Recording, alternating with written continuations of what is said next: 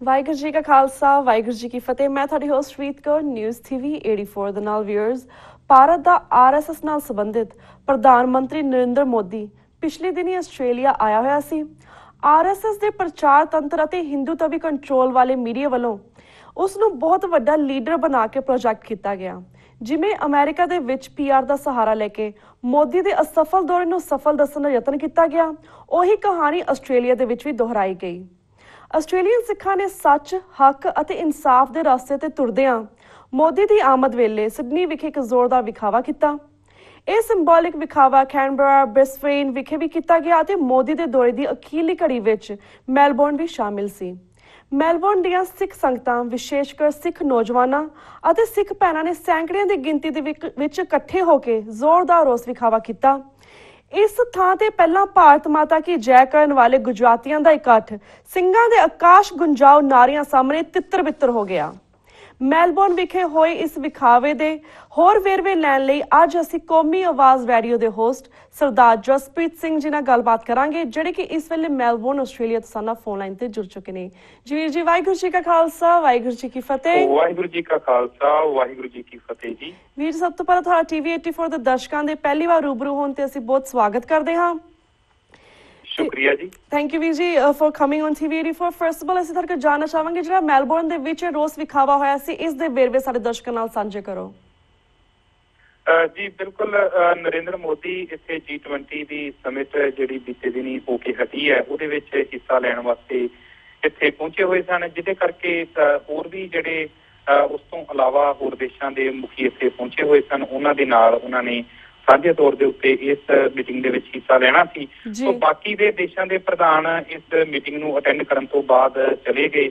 ਇਹਨਾਂ ਦੇ ਵਿੱਚ ਖਾਸ ਤੌਰ ਦੇ ਉੱਤੇ ਰਸ਼ੀਆ ਦੇ ਵਲਾਦੀਮੀਰ ਪੁਤਿਨ ਉਸੇ ਦਿਨ ਹੀ ਉਹਨਾਂ ਦੀ ਵਾਪਸੀ ਹੋ ਗਈ ਸੀ, ਪਰ ਨਰਿੰਦਰ ਮੋਦੀ ਕਿਉਂਕਿ 28 ਸਾਲ ਤੋਂ ਬਾਅਦ ਪਹਿਲੀ ਵਾਰੀ ਕਿਸੇ ਭਾਰਤੀ ਪ੍ਰਧਾਨ ਦੀ ਫੇਰੀ ਸੀ ਆਸਟ੍ਰੇਲੀਆ ਦੇ ਵਿੱਚ, ਕਾਫੀ ਲੰਬਾ ਉਹਨਾਂ ਦਾ ਦੌਰਾ ਇੱਥੇ ਰਿਹਾ। ਉਹਨਾਂ ਨੇ Brisbane, Sydney, Canberra, Melbourne programme ਉਹਨਾਂ ਦੇ ਸੀਗੇ।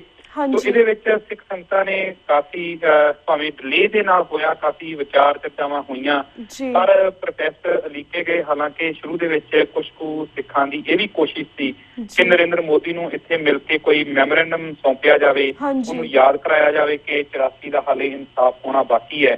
ਪਰ ਭਾਈਚਾਰੇ ਦੇ ਅੰਦਰੂਨੀਓ ਹੀ ਇਹੋ ਜਿਹਾ ਵਿਵਾਦ ਤੇ ਖੜਾ ਹੋਇਆ ਤੇ ਇਹਨਾਂ ਲੋਕਾਂ ਦਾ ਵਿਰੋਧ ਖੜਾ ਹੋਇਆ ਕਿ ਜਿਹੜੇ ਲੋਕ ਮੈਮੋਰੈਂਡਮ ਦੇਣ ਵਾਸਤੇ ਨਰਿੰਦਰ ਮੋਦੀ ਨੂੰ ਮਿਲਣ ਦੀ ਗੱਲ ਕਰ ਰਹੇ ਸਨ, ਉਹਨਾਂ ਨੂੰ ਆਪਣਾ ਫੈਸਲਾ ਵਾਪਸ ਲੈਣਾ ਪਿਆ। ਸੋ ਬੀਤੇ ਦਿਨੀ ਤੁਸੀਂ ਸਿਡਨੀ ਦੇ ਵਿੱਚ ਜਿਹੜੇ ਹੋਏ ਮੁਜ਼ਾਹਰੇ ਦੀ ਗੱਲ ਕਰ ਹੀ ਸਕੇ ਹੋ। ਬੀਤੇ ਪਰਸੋਂ ਸਾਡੇ ਇੱਥੇ ਜਿਹੜਾ ਕਿ 18 ਤਰੀਕ ਸੀ, ਉਦਣ ਇੱਥੇ ਨਰਿੰਦਰ ਮੋਦੀ ਦੇ ਖਿਲਾਫ ਮੈਲਬੌਰਨ ਦੇ ਵਿੱਚ ਮੈਲਬੌਰਨ ਕ੍ਰਿਕਟ ਗਰਾਊਂਡ ਦੇ ਬਾਹਰ ਇੱਕ ਰੋਸ ਮੁਜ਼ਾਹਰਾ ਰੱਖਿਆ ਗਿਆ ਸੀ।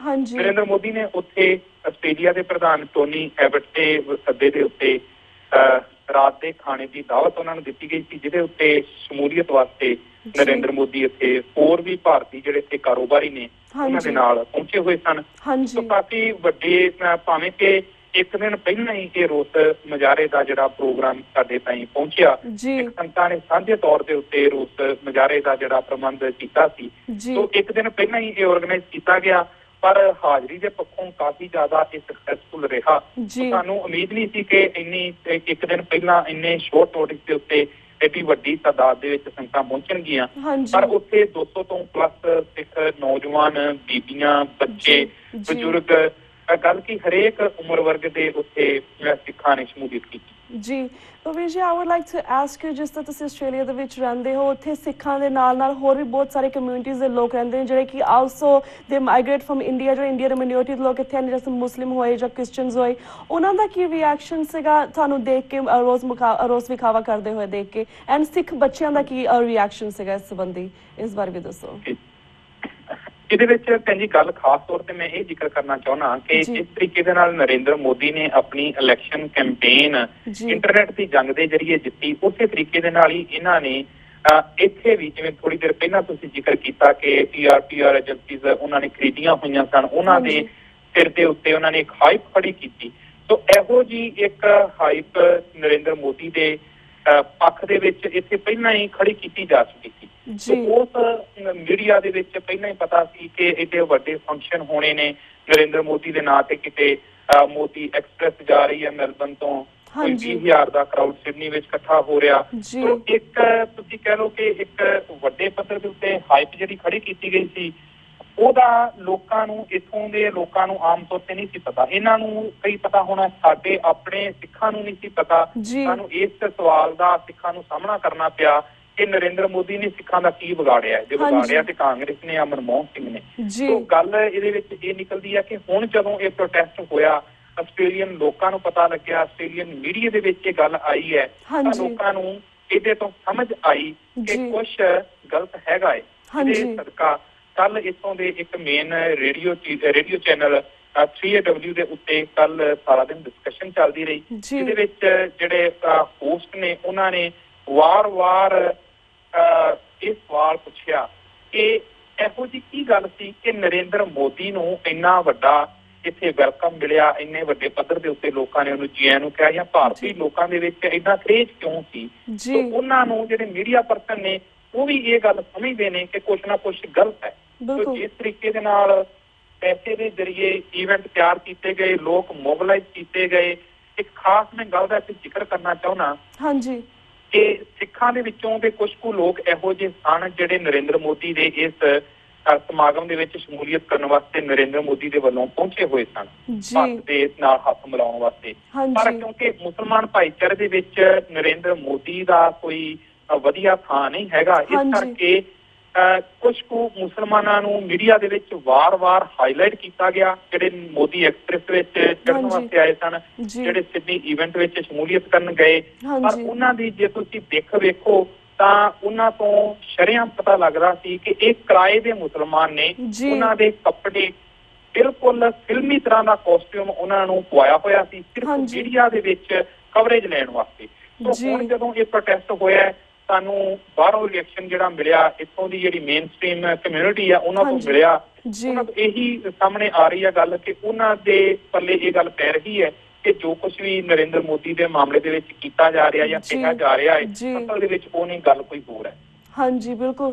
ਤੇ ਵੀ ਲਾਈਕ ਇੱਧਰ ਨਰਿੰਦਰ ਮੋਦੀ ਆਸਟ੍ਰੇਲੀਆ ਆਇਆ ਸੀ, ਤਾਂ ਦੂਸਰੇ ਪਾਸੇ ਪੰਜਾਬ ਦੇ ਵਿੱਚ ਵੀ RSS ਦਾ ਪ੍ਰਭਾਵ ਕਾਫੀ ਵੱਧ ਰਿਹਾ, ਔਰ ਕੁਝ ਛੋਟੇ-ਛੋਟੇ ਡੇਰਿਆਂ ਨਾਲ ਤਾਲਮੇਲ ਕਰਕੇ ਉਹ ਸਕਾਲਰਸ਼ਿਪ ਸਕੀਮ ਤਹਿਤ ਜਿਹੜੇ ਸਾਡੇ ਪੰਜਾਬ ਦੇ ਸਿੱਖ ਬੱਚੇ ਨੇ ਜਾਂ ਪੇਂਡੂ ਬੱਚੇ ਨੇ ਉਹਨਾਂ ਨੂੰ ਆਪਣੇ ਵੱਲ ਖਿੱਚ ਰਹੇ ਨੇ, ਆਪਣੇ ਤੰਦੂਏ ਜਾਲ ਦੇ ਵਿੱਚ ਖਿੱਚ ਰਹੇ ਨੇ। ਜਿਹੜਾ RSS ਦਾ ਪ੍ਰਭਾਵ ਹੈ, ਇਸ ਬਾਰੇ ਤੁਸੀਂ ਕੀ ਕਹਿਣਾ ਚਾਹੋਗੇ?